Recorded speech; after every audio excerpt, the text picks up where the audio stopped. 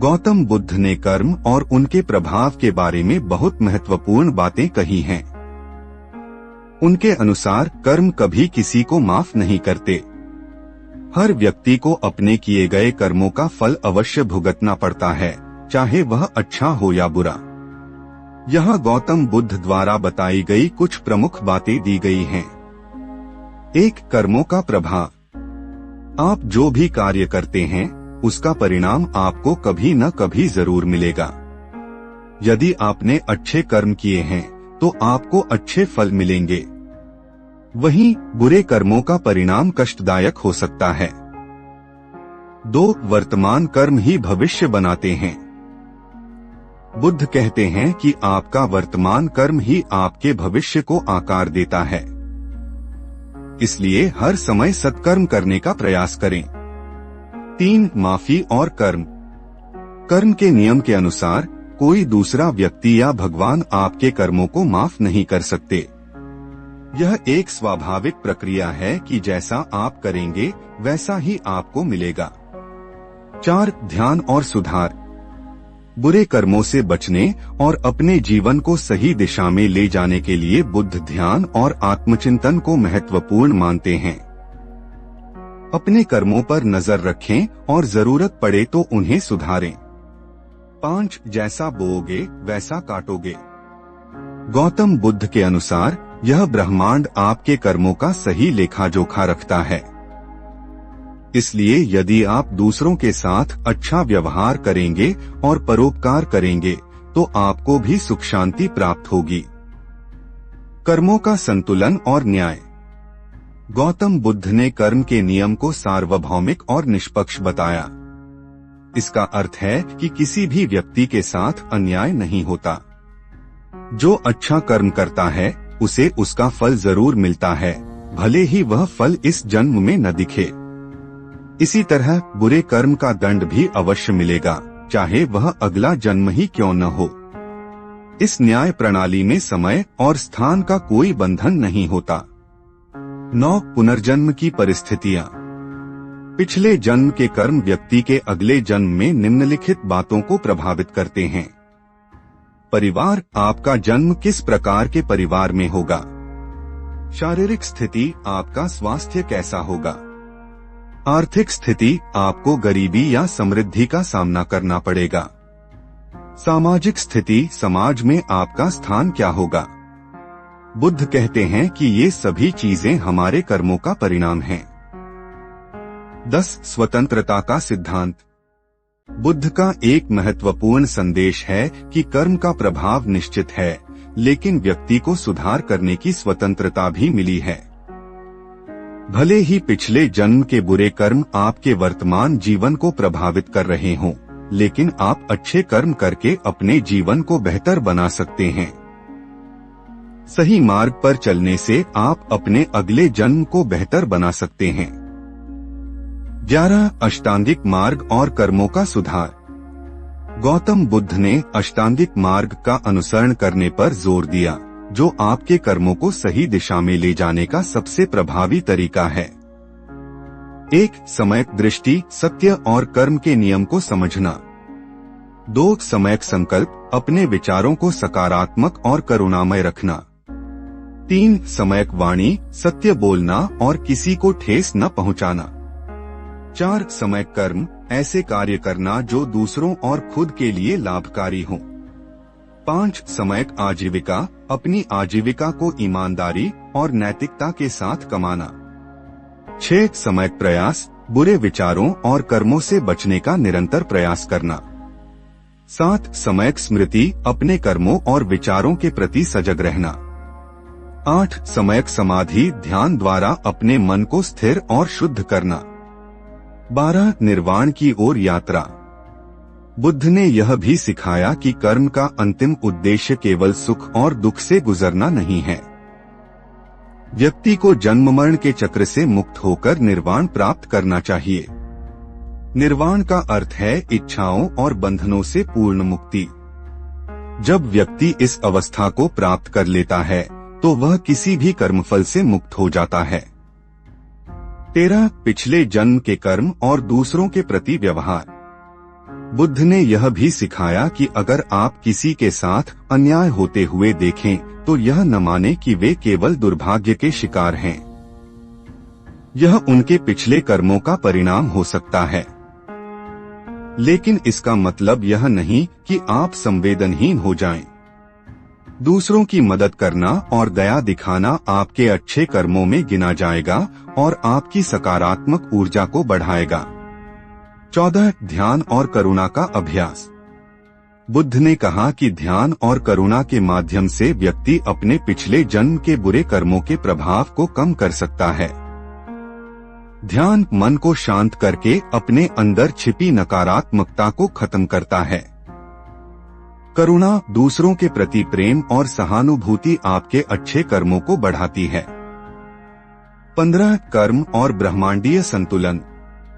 बुद्ध ने यह भी समझाया कि कर्म केवल व्यक्तिगत स्तर पर नहीं बल्कि पूरे ब्रह्मांड में संतुलन बनाए रखता है। हर व्यक्ति के कर्मों का प्रभाव न केवल उनके जीवन पर बल्कि उनके आसपास की परिस्थितियों पर भी पड़ता है। 16. पिछले कर्मों का असर और उनका समाधान। गौतम बुद्ध ने कहा कि व्यक्ति अपने पिछले जन्मों के बुरे कर्मों के प्रभाव को पूरी तरह मिटा नहीं सकता, लेकिन उनका प्रभाव कम जरूर कर सकता है। यह निम्नलिखित तरीकों से संभव है। 1. ध्यान और जागरूकता, मेडिटेशन और माइंडफुलनेस। ध्यान व्यक्ति को अपने भीतर की गहराई तक ले जाता है और उसके मन में जमा नकारात्मक कर्मों की ऊर्जा को धीरे धीरे नष्ट करता है। नियमित ध्यान अभ्यास से मन शांत होता है और आत्मज्ञान की ओर बढ़ता है, जिससे कर्म के बुरे प्रभाव कमजोर हो जाते हैं। 2. पुण्य कर्म और सेवा। बुद्ध ने परोपकार और सेवा को बुरे कर्मों का प्रभाव कम करने का सबसे सरल तरीका बताया, जैसे भूखे को भोजन कराना, जरूरतमंदों की सहायता करना या दूसरों को जीवन में सही मार्ग दिखाना। ये कर्म आपके सकारात्मक कर्मों का खाता बढ़ाते हैं, जिससे नकारात्मक कर्मों का असर कम होता है। 3. सम्यक वाणी और व्यवहार। हमेशा सत्य बोलें, दूसरों का सम्मान करें और हिंसा से बचें। यह अभ्यास आपके जीवन में शांति और सामंजस्य लाता है, जो पिछले बुरे कर्मों के परिणामस्वरूप होने वाले कष्टों को सहने में सहायक होता है। 4. क्षमा और करुणा। बुद्ध ने क्षमा को सबसे बड़ा गुण बताया। अगर किसी ने आपको नुकसान पहुंचाया है तो उसे माफ करना सीखें। माफी न केवल आपके वर्तमान कर्मों को शुद्ध करती है बल्कि आपके मन को हल्का करती है। दूसरों के प्रति करुणा का भाव रखना आपके कर्मों की गुणवत्ता को बढ़ाता है। 17. कर्म और भावनाओं का नियंत्रण।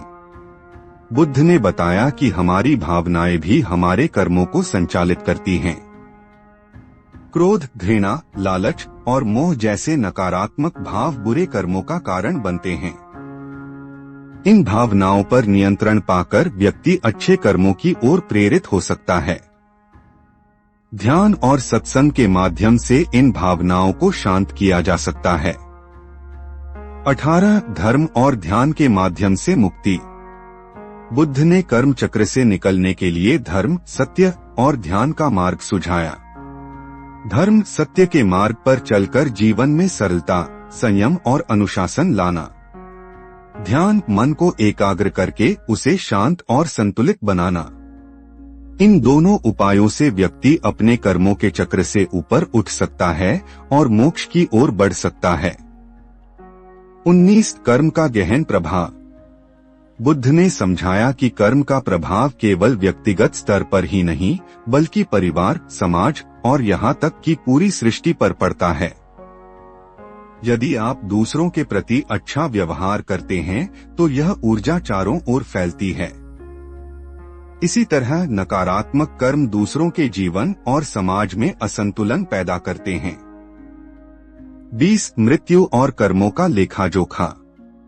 बुद्ध ने कहा कि मृत्यु के समय व्यक्ति का मन उसके जीवन के कर्मों का प्रतिबिंब होता है। यदि आपने अच्छे कर्म किए हैं तो मृत्यु के समय आपका मन शांत और संतुष्ट होगा।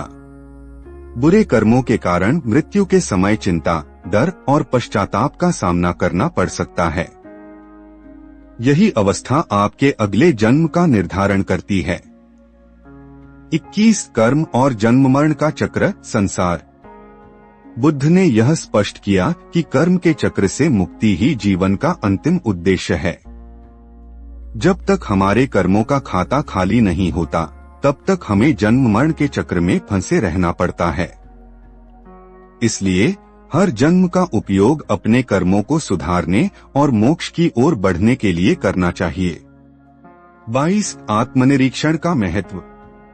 गौतम बुद्ध ने आत्मनिरीक्षण को कर्मों को सुधारने का सबसे प्रभावी साधन बताया।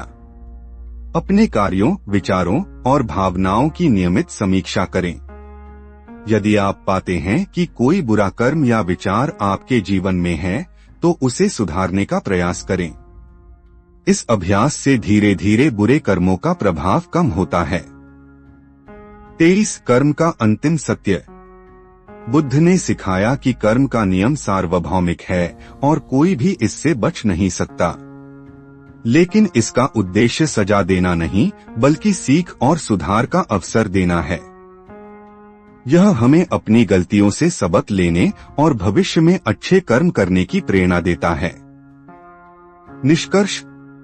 पिछले जन्मों के कर्म हमारे वर्तमान जीवन की परिस्थितियों को प्रभावित करते हैं, लेकिन बुद्ध ने यह आश्वासन दिया कि वर्तमान में सही कर्म करके हम अपने जीवन को बेहतर बना सकते हैं। सत्कर्म, ध्यान, करुणा और क्षमा के माध्यम से हम बुरे कर्मों के प्रभाव को कम कर सकते हैं। जब व्यक्ति कर्मों के चक्र से ऊपर उठता है, तो वह शाश्वत शांति और निर्वाण को प्राप्त करता है। इसलिए हर व्यक्ति को अपने वर्तमान कर्मों को शुद्ध और सकारात्मक बनाने का प्रयास करना चाहिए, ताकि उसका जीवन और पुनर्जन्म सुखमय हो।